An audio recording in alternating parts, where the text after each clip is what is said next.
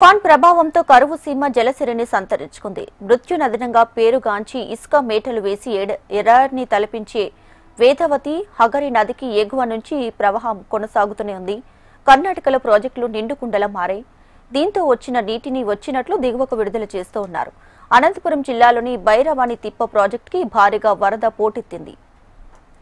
ఇసుక దిబ్బలు వ్యాప్తి చెందుతూ ఎడారి ఛాయలు కమ్ముకున్న వేదావతి హగరి నదికి పెద్ద ఎత్తున నీటి ప్రవాహం కొనసాగుతుంది.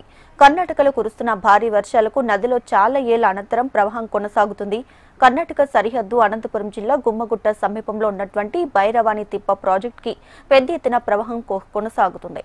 తుఫాను ప్రభావంతో డ్యాం ఇన్ఫ్లో అంతకంతకు పెరుగుతూ వస్తుంది. అప్రమత్తమైన అధికారులు వచ్చిన నీటిని వచ్చినట్లు దిగువకు విడుదల చేస్తూ ఉన్నారు.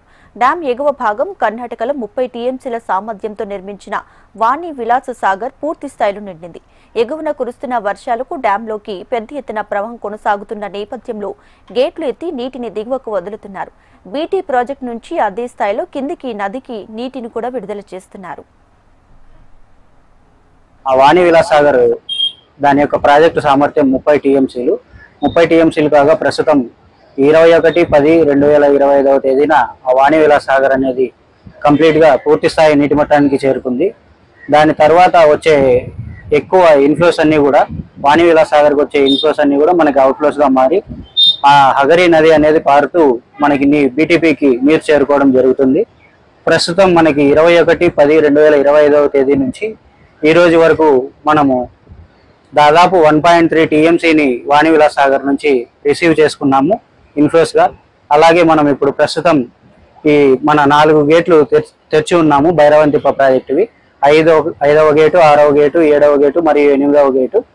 5, 8వ గేటు ఒక్కొక్క అడుగు మరియు 6, 7 గేటు 1.5 అడుగు తెరవడం ద్వారా దాదాపు 4300 క్యూసెక్కులని అవుట్ఫ్లోని హగరి నదికి వదులుతున్నాము.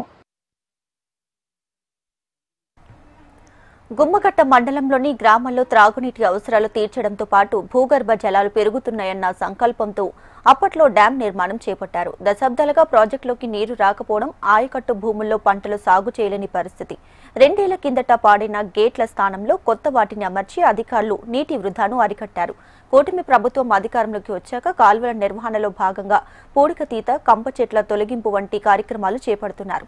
పాలకులు బైరవాణి తిప్ప ప్రాజెక్టు కాలువ పనులు చేపట్టాలని రైతన్నలు కోరుతున్నారు. ఈ ఏడాది కాలువల పనులు సకాలంలో పూర్తి చేసి రబీలో చివరి ఆయకట్టుకు నీరు అందేలా చూడాలని రైతులు కోరుతున్నారు. నిర్జీవంగా ఉన్నటువంటి డ్యాంలోకి నీరు వస్తుండడంపై స్థానికులు హర్షం వ్యక్తం చేస్తున్నారు. నీళ్లు చెరువుకి వదిలినారు. చెరువు నిండా చేయాలని అదంతా జంపు పెరిగి ఇది అయిపోయింది. నీళ్లు పోవు. తిరగా ఆ చెరువు నింపాలా, ఈ చెరువు నింపాలా అని చెప్పారు కానీ ముందే ఆ పని చేయలేదు. నీళ్లు కూడా పోవు. వేస్ట్గా చెరువు నీళ్లు పోతుండే. దానికోసంగా అది బాగా బంద్ చేస్తే బాగుంటుంది. వాళ్ళు చేయలేదు. రైతులు ఉపాధి పైన పెట్టైనా కూడా 50-60 మంది పడితే కూడా వాళ్ళు చేస్తూ అంతా సక్రమం చేస్తుండ్రి. అది కూడా పెట్టలే. ఊరికే జమ్ము పెరిగి నీళ్లు వృధా వేస్ట్ అయిపోతుండే. ప్రాజెక్ట్ నీళ్లు ఎడమ పక్కన మేము ఉన్నాము. బీటీవీ ప్రాజెక్టు ఈ కాలంలో డిసెంబర్ 1st వీక్ లో నీళ్లు వదులుతారని అన్నారు. మరి ఆ పంటలు వరి పంటలు పెట్టుకుంటారు. కొంత ఎత్తు భూములు వేరుశనగ, మొక్కజొన్న పెట్టుకుంటారు. మరి కాలువ అయితే చాలా గలీజ్గా ఉంది. ప్రాజెక్ట్ పైన చెట్లు ఉన్నాయి, మరి కాలువలో చెట్లు ఉన్నాయి. మరి అధికారులు వాటిని త్వరగా తొలగించి రైతులకు సహకారంగా డిసెంబర్ 1st వీక్ వరకు ఆ పని అంతా చేసి వదిలితే చాలా బాగుంటుంది. మాకు కూడా అనుకూలంగా ఉంటుంది. నీళ్ళు వేస్ట్ కాకుండా ఉంటుంది.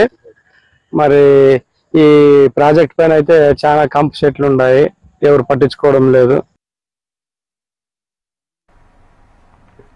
ప్రస్తుతం డ్యాంలో 1.7 టీఎంసీలకు పైగా నీరు నిల్వ ఉంది. రబీ సాగు నాటికి డ్యాంలోకి పూర్తి స్థాయిలో నిల్వ ఉంటుందని అధికారులు చెబుతున్నారు. ఈ ఏడాది రబీ కింద పంటల సాగుకి సకాలంలో నీటిని విడుదల చేస్తామని చెబుతున్నారు. ఇక డ్యాంలోకి నీరు రావడంతో స్థానికంగా బోర్ల కింద రైతులు పెద్ద ఎత్తున పంటలు సాగు చేస్తున్నట్లు చెబుతున్నారు. బీటీపీలోకి శాశ్వతంగా నీటిని మళ్లించి హంద్రనివా నుంచి బీటీ ప్రాజెక్టు చేపట్టిన కాల్వ నిర్మాణం త్వరితగతిన పూర్తి చేయాలంటున్నారు. శాశ్వతంగా నీటి కరువు లేకుండా చేయాలని రైతులు, రైతు సంఘాల నేతలు చెబుతున్నారు. ఎన్నో ఏళ్లుగా ఎండిపోయిన హగరి నదిలో నీటి ప్రవాహం కొనసాగడంపై కరువు సీమలో హర్షం వ్యక్తమవుతుంది.